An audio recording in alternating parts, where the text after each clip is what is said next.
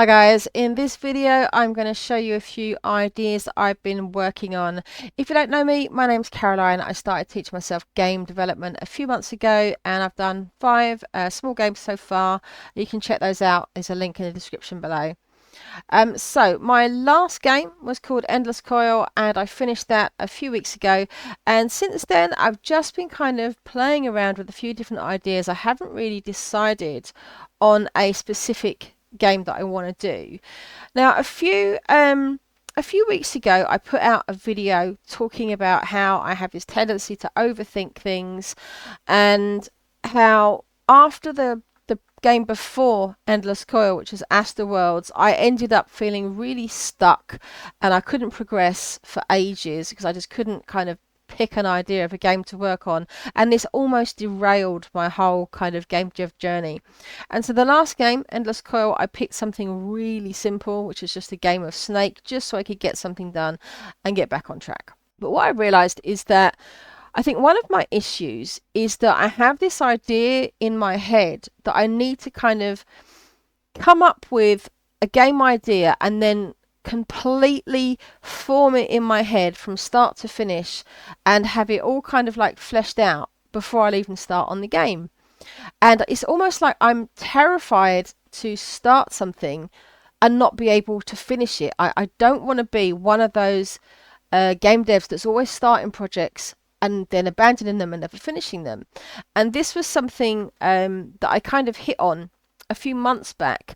I remember there was a particular weekend I'd had a few days off work and I hadn't really got much done and I was feeling frustrated, so I wanted to try and see if I could put together a small game in just an afternoon, and I failed dismally. It was supposed to be like a little submarine game, and when I tried to put it together, the art style, what I had in my head, just didn't really work. And I also tried to teach myself something new at the same time, which was parallax scrolling, which I'd never done before. So I went about it all wrong. But I then put out another video a few days after that, talking about this kind of like a mental drain of having these unfinished projects. But I think what I've realized in the last couple of weeks is that there's a big difference between starting a game, committing to it, and then just abandoning that game at some point later on. There's a big difference between that and just prototyping, playing around with ideas, trying things out, seeing how they work. And I think that is what I've been missing, and that's exactly what I've been doing over the past few weeks. So I've got several ideas that I've been playing with. Let me fire up my screen and I'll show you what I've been working on. All right, so what I've got here is this picture is an AI generated image, and these icons are hand-drawn vector art, and so is this frame. What I was trying to do here is have a look to see if I can get a kind of an art style for a game where I can mix AI with hand-drawn artwork. One of the problems that I've had in several of my games in the past is that when I have tried to pull in art assets from different places, which I always have to do because I'm a programmer, not an artist, sometimes a piece of art can look good in isolation, but then when I try to bring those together into a game, it just doesn't work. And so this is an idea for kind of like a fishing game, and I just want it just like have sort of a UI here, which would be like a fishing UI, and I just wanted some kind of like a background scene. And I've got a few different scenes that I've tried out. So if I drag in, where is the actual... Right, so if I drag in another one of those, this is a forest scene. So these are supposed to be kind of slightly post-apocalyptic kind of looks. I'm trying to get a kind of a toxic vibe going on there. And honestly, trying to get the AI to generate what I want it to generate is a whole beast. This was one where I was trying to do like an old broken house with a toxic pool, and it kind of works, but the problem is, again, with the AI, certainly the model that I'm using, every house looks the same. I can't get it to generate anything else. But the real thing I was trying to do here was mix the AI imagery with the hand-drawn imagery, and I think that kind of works. So if I can get better images for the AI, then I think I could create something with this. So there's no code behind this. It is literally just a visual mock-up. So next up, I have a little bunny here, and this can kind of hop from square to square. And what I was doing here is I wanted to try and see if I could basically play around with animation, because I haven't really done any animation, and I wanted a specific kind of grid-based movement. And I was thinking about using this for a game like a Frogger type game.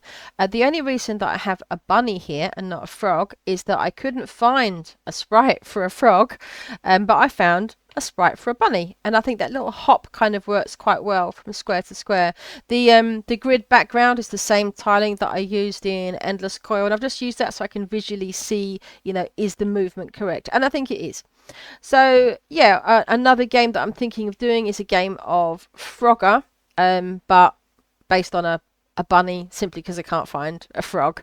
So that's something that I might want to do. But again, this is one of those things where I wanted to see if I could do the movement first before actually committing to the game.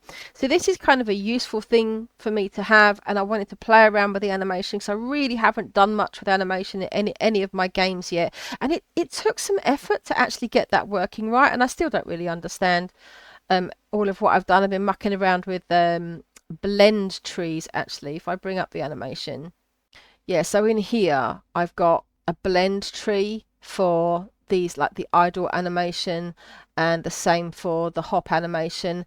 And I followed a tutorial for blend trees, but I haven't really looked into it. I don't fully understand it. I had to fiddle around with all sorts of settings to get it to work out I wanted it, but I'm not 100% sure on that one.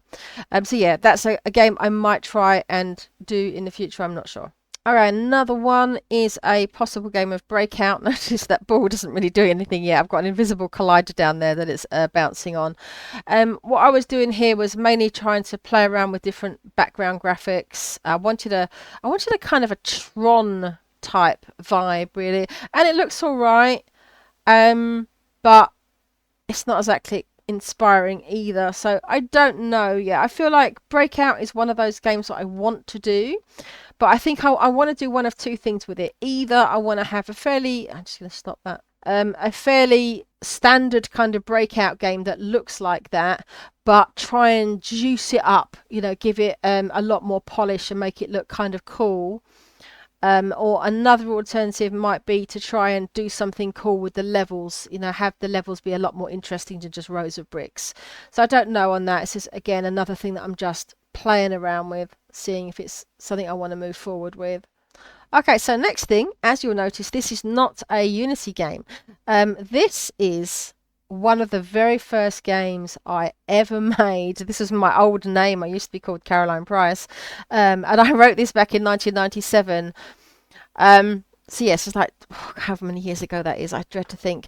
All it is just a really simple puzzle game. If I do no, not start new game. If I do win game, when you click a square, it will change that square and the 4 around it to the next color in the sequence. And the idea is that you want to try and change all of the tiles to be the same color, whatever color that is, and then you win the game. I'm not very good at it, and you can do things like, because this is like done as a Windows thing, you can have kind of like different sized grids. The difficulty is how randomized it starts off with, and yeah, so this would be something that I could recreate in Unity. I think it'd be fairly simple to do, and it would give me an excuse to start working on grid-based games, because that's something that I kind of want to do. There's a few games that I want to do that would benefit from having some kind of grid manager. So any kind of grid-based puzzle game, like a memory game, Candy Crush, like a match 3 type game, battleships, Minesweeper. There's all sorts of games that works on grids, and that's something that I'd quite like to do. And obviously, because this is my game, I know how it works. So yeah, so that's something that I could do. Out of interest, I wrote this in C, and I think it was done using the SDL, what used to be called the Simple Direct Media Layer. But I'm actually not sure now, because I'm pretty sure SDL didn't come out until 1998, But I obviously created this in 1997. Unfortunately, I had lost the source code years ago. I've only got the executable, so I don't even know how I wrote this anymore. I can't remember. It's too long ago. So yeah, so that's probably something that I will do at some point. So lastly, the idea was one that I've kind of come back to from a while back. The Asterworlds was the last game that I did before I had the big accidental break, and this was a submission for a game jam. It's a fairly basic game Welcome of... aboard, Oh, Commander. hang on. Let me All controls are standard. turn her down. Yeah, it's just a kind of an asteroids type game. It's fairly basic, but it's got a little bit of like polish in it and stuff, some nice effects from some packs. But I had quite a lot of feedback from the jam. I had, yeah, over like 70 comments here, and there were loads of ideas for ways in which I could do more with the game. And I remember at the time I was thinking I wasn't sure if I wanted to carry on working on it. I was feeling a bit burned out. But the more I think about it, the more I think it is a good idea, because I've already got the basic mechanics of a game. But what I want to do with it is make it kind of mission based. So you go on a mission, and in certain missions you'll be gathering resources which you can then use to sell to buy upgrades for your ship, and that's something it sorely needs. And then you would have rescue missions. The idea of the game was that you have to rescue these planets by deploying a kind of a protection shield on them, but you have to kind of fight your way through an asteroid field in order to get to these little planets. So yeah, I think this is something that I could flesh out and do more with. And I'd probably just create it from scratch. I'd probably just go back and do like an Asterworlds 2 rather than try to sort of refactor what I've got here, because this was done as part of a game jam, and certainly towards the end of the jam I was rushing and having to like quickly hobble stuff together in order to get it submitted. So I'd probably just yeah, start a new project for that one. So yeah, at this point I'm just playing around with all of these ideas. I'm not really sure what I want to work on. So I'll probably just tinker with things, and hopefully in my next video I'll have something that I've decided to actually move forward with. But for the moment I'm just still just playing around with ideas, and I'm having fun with it at least. So that's the most important thing for me. All right, thanks very much for watching, guys. I'll see you next time.